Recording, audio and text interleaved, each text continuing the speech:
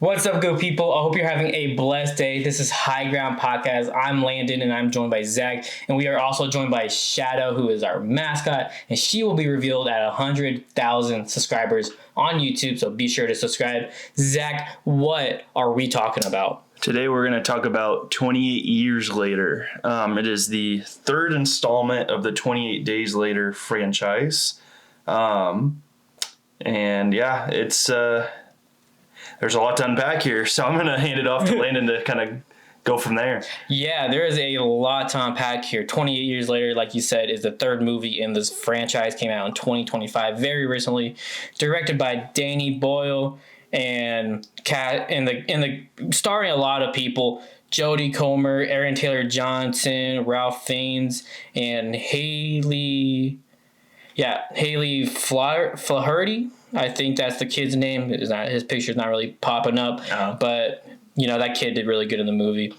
It has a 7.2 on IMDb, a 89% on Rotten Tomato, and a 3.6 stars on Letterboxd.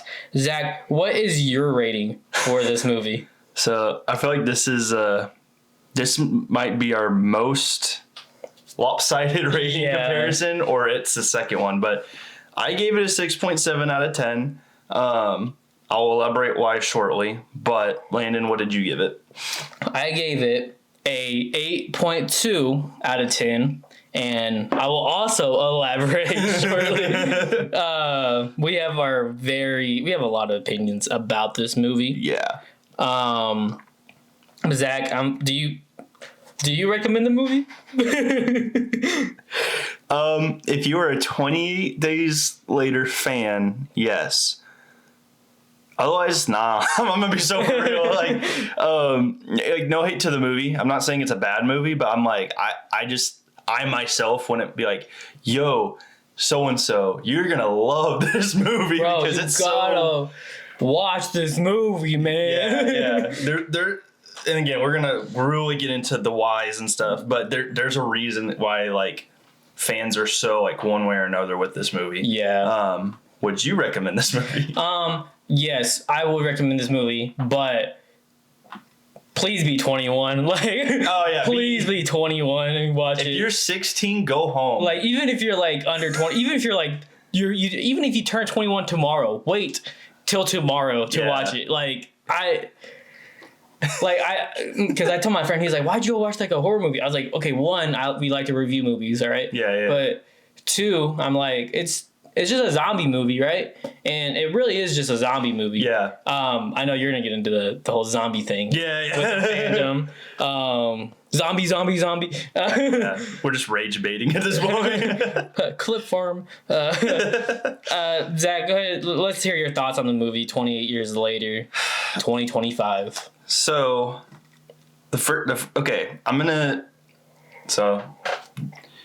just putting it out there, I'm going to put, like, my reasons I like it and dislike it. They're all going to be all over the place, which is, like, the entirety of the fan base right now. But, yeah.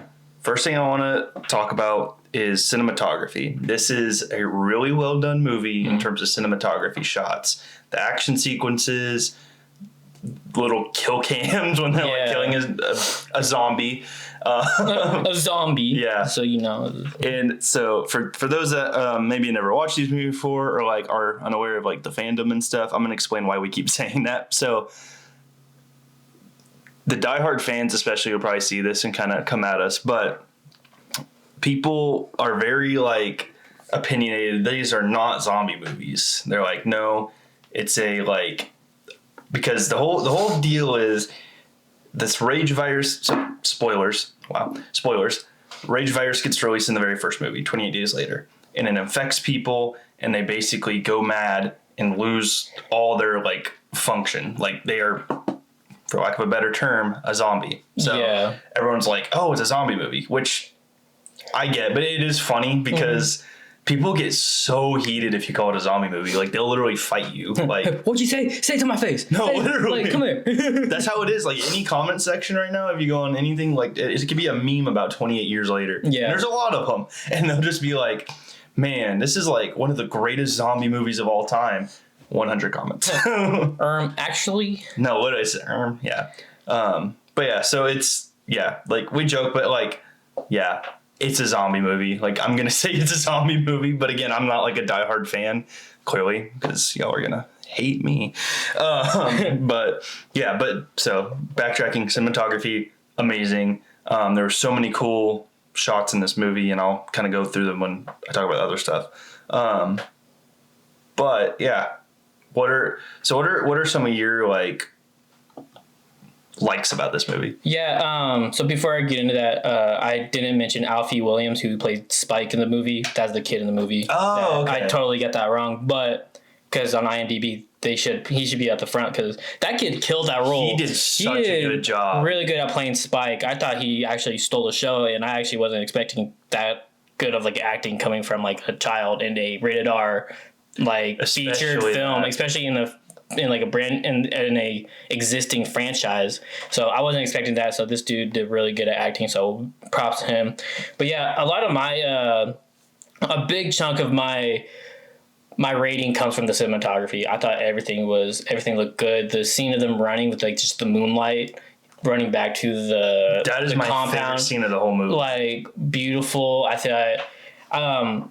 And, you know, I'm not the biggest fan of, like, the zombie movie, you know, just, like, horror movie or whatever. So watching this is a little edgy for me, you know. But, like, I'll be real. Like, I know y'all hate that we say zombies, but they're... Well, we can call it the infected or whatever. I don't really care. But I thought the zombies looked... They're the best looking zombies. Oh, I'm gonna be real. They're the most realistic. Like, if this happened in real life, this is how they would probably look. Exactly, and that's some props I give to like just the franchise in general. Like they do really good at making a realism out of these zombie movies. I feel like like you said, if an infected happened today, that's how it would look. So I thought all the zombies look good. I give major props to the makeup and art department of the crew. And yeah, I thought the cast was stacked.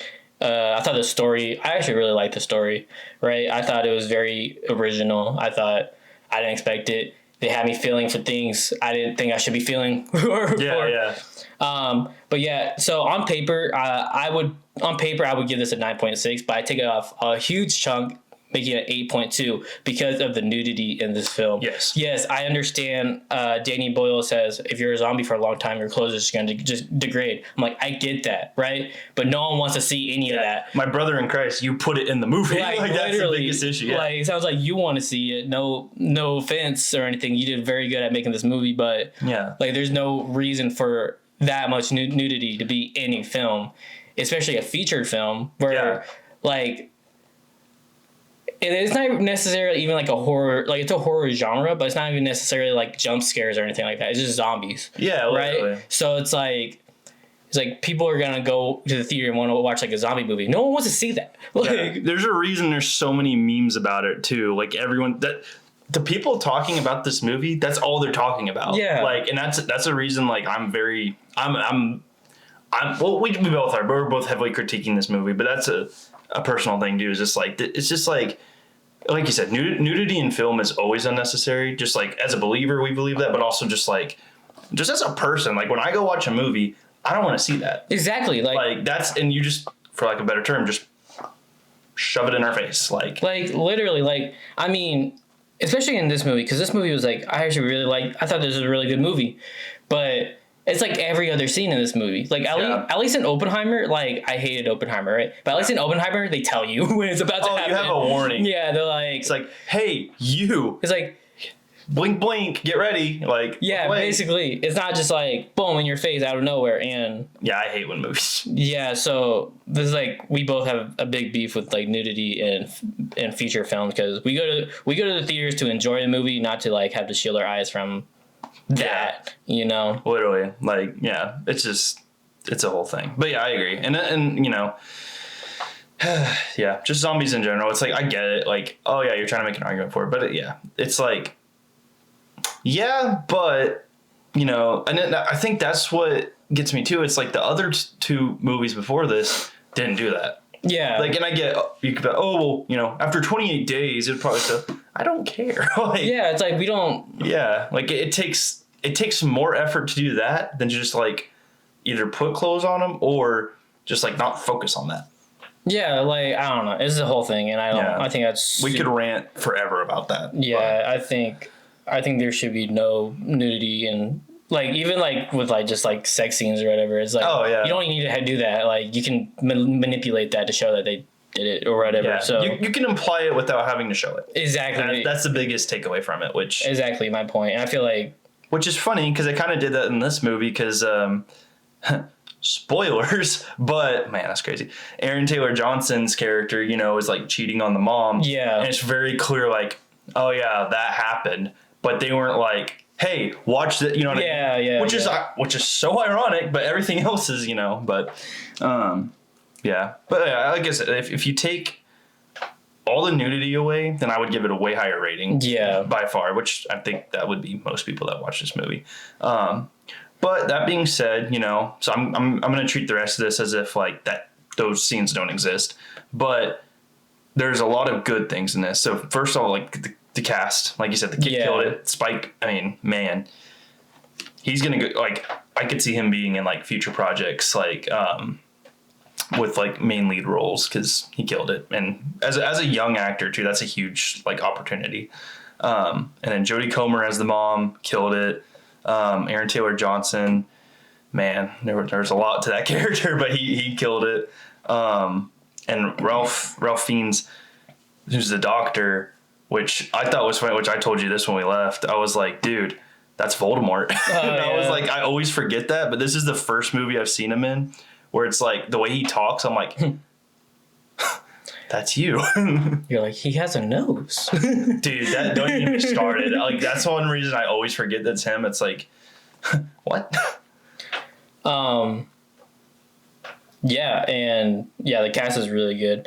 I want to say I thought this was a great movie though. Like, Yeah. despite the nudity, I thought this was a great movie. So don't get that wrong. Like, I mean, if you want to wait till it comes out on streaming services and be ready to skip those scenes, be ready. Yeah, I recommend that. Yeah, I recommend doing that. But yeah, I want to talk about like just like this franchise real quick. Yeah. Like, I really like how each movie has its own like original cast, and it's and like the universe.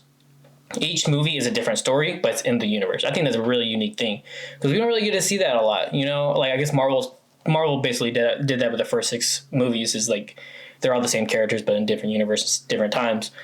But I've never seen that outside of like kind of an indie film do. Yeah. So I thought that's really good because like obviously the first movie is about the what's his name? The actor. Cillian Murphy. Yeah, the first movie is about Cillian Murphy's character and that whole story, and then 28 weeks later, it's 28 weeks later, but we don't even care about this guy anymore because there's a whole another family that are dealing with the same virus, right? And then 28 years later, there's a whole like community that is also dealing with this virus, and I really think that's a beautiful thing that comes out of this franchise is just the original characters and like each story within the franchise. Yes. No, I agree. It's something that hardly ever happens, which makes it so like interesting. Also, like I told you about this, but so the first one came out. So 28 Days Later came out in 2002, which is crazy. So this is not a sequel follow up, but a second sequel follow up set 23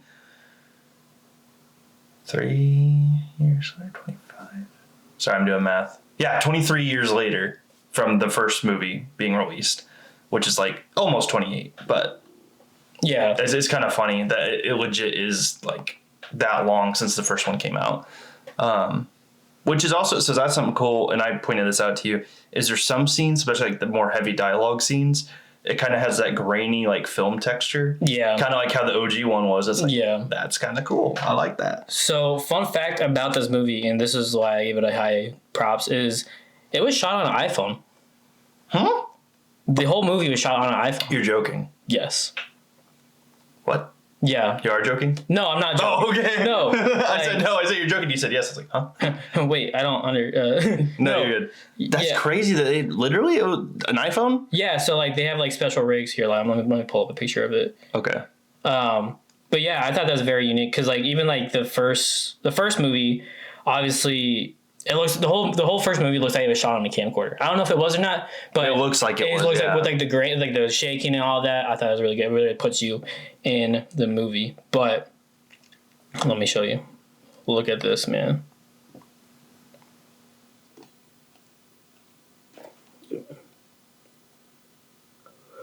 Google. Technology. Yeah, man. See that? Dude, what the heck? Yeah. That's so funny to me. Yeah.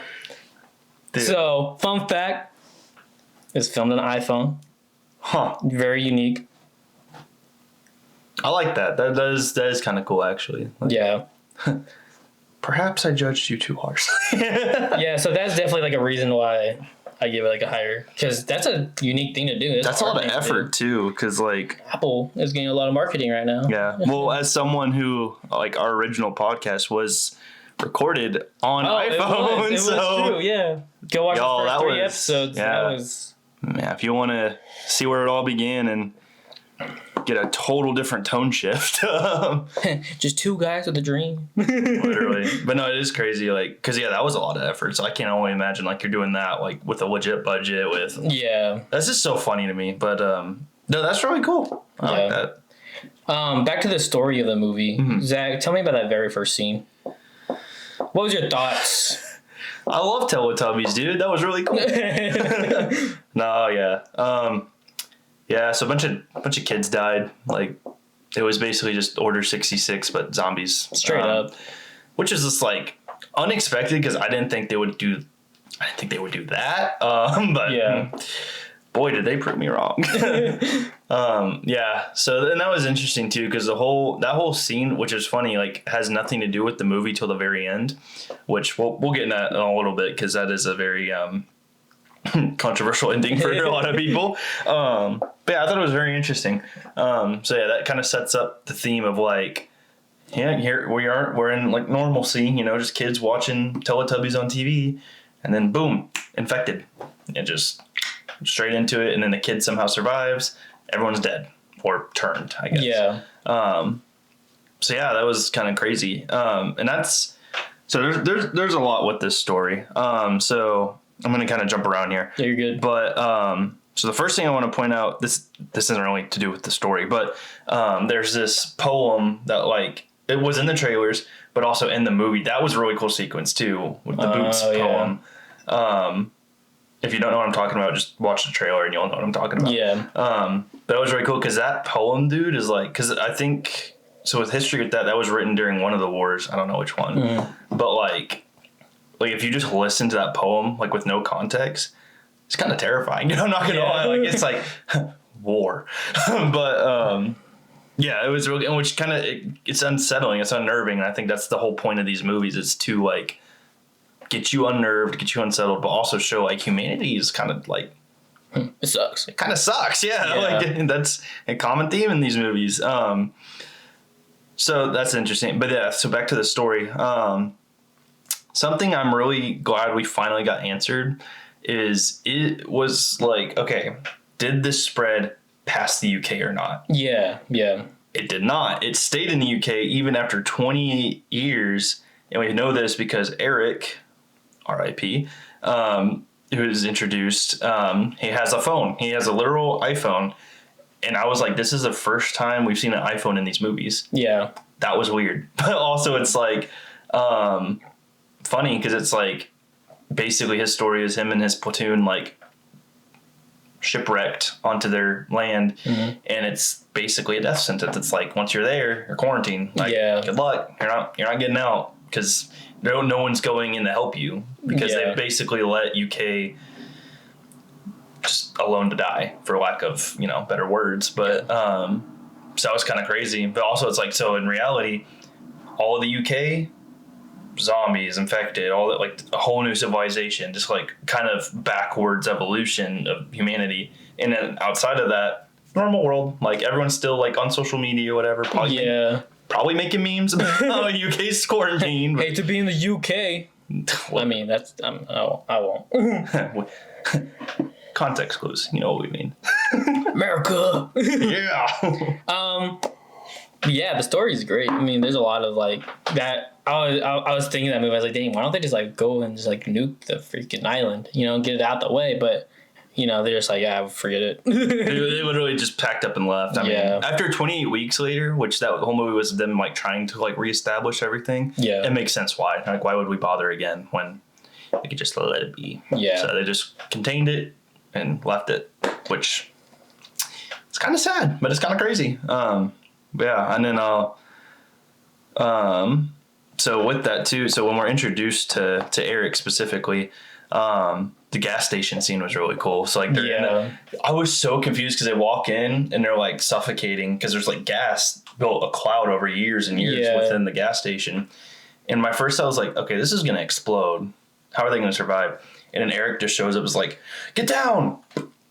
Yeah. It just explodes all the zombies and they're okay. But and then I'm gonna hand it off to you because I know you kind of want to talk about Eric. So Yeah, man, Eric. So this has nothing to do with 28 years later, but I have a problem to where when I watch a movie and I see someone who I'm like, that guy should play this certain DC or Marvel or Star Wars character, that's my whole thought of the movie, the rest of the entire movie, right? So I saw Eric, right? And I was like, dude, this guy looks familiar. I was like, I just read Flashpoint. Holy crap, Edvin Writing should play Barry Allen in the DCU. And I can't unsee it now. Yeah. He's 23. So he's like 22 years old now, or 20, he's like 22, 21 years old now. So a good young casting for a Barry Allen would be perfect. I know a lot of people want a Wally West, and I also do want a Wally West to be eventually. But I feel like if James Gunn, you're looking for a Barry Allen, Edvin Writing, because you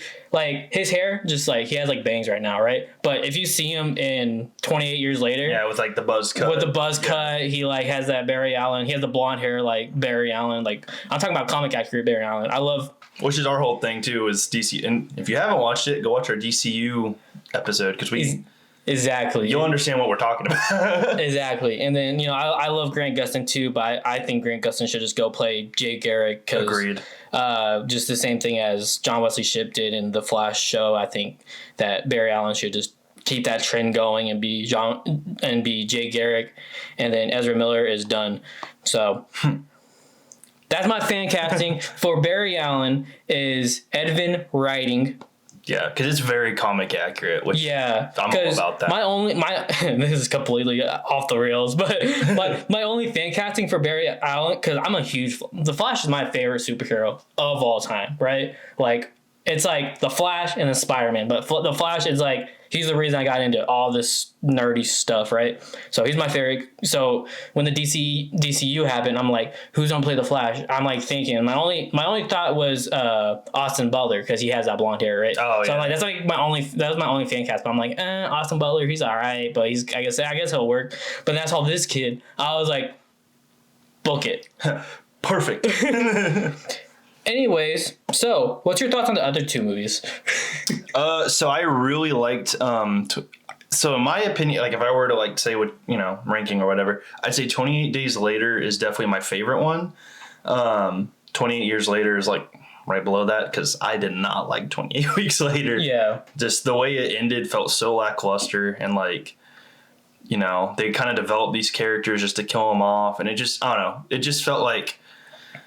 It just felt like a cash grab movie. This felt like an authentic movie, which is ironic because I rated it so low. But I thought this was way better and actually felt like, okay, they're trying to do something here. But 28 Weeks Later, I was like, this ain't it, bro. Like, yeah. And I hate to say that, but 28 Days Later, man, that was really well done. I think that's what started it all. But also, like, man, like I get the hype because it was a really good movie and I liked it. But yeah, what about you? What are your thoughts on some of the previous predecessors? I thought the first movie was shot well, and I actually kind of like. I mean, I didn't like the 28. I'm not a big horror movie guy, but I thought 28 Weeks Later was still pretty good. Would I watch it again? Absolutely not. No. But I also would not watch the first one again either, or this one again. Either. Same. I mean, it's a cool movie. It's a cool concept, with zombies, and everything. But that's just not my cup of tea. And that's something too with like reviewing these movies, right? This is why we tell you this stuff, is because if you're like a big horror like geek or whatever, like go find a podcast where they're actually into this stuff and they can actually like break it down, right? But we're just reviewing it based off some people who went and saw a movie, right? Yeah. So we're not like big on horror or zombies or whatever, but just keep that in mind. You know, every movie's gonna be a different reason for ratings. You know, but as a movie, it was a good movie. But yeah, man, 28 years later is it's a good movie, but the nudity just is it's too much. I don't get it. If you like nudity in a movie, you are weird. Straight up, facts, no cap. Zach, you have any more thoughts on this movie? No, I mean that's everything. I mean, see it for yourself if you want, but you were warned. Zach, who's your favorite clone? Captain Rex, easily. Captain Rex, that's a good one. What about you? I like Fives. Fives my favorite. Oh yeah, Fives. Cool. Y'all, we love Jesus. We love the Word of God. And Zach's gonna share. Awesome. So I'm gonna be reading out of Hebrews, Hebrews 6:19, and it says, "We have this hope as an anchor for the soul, firm and secure. It enters the inner sanctuary behind the curtain." So the hope it's referencing is Jesus. Jesus is our hope. He's our anchor. No matter what's going on in life, you need your anchor, and his name's Jesus.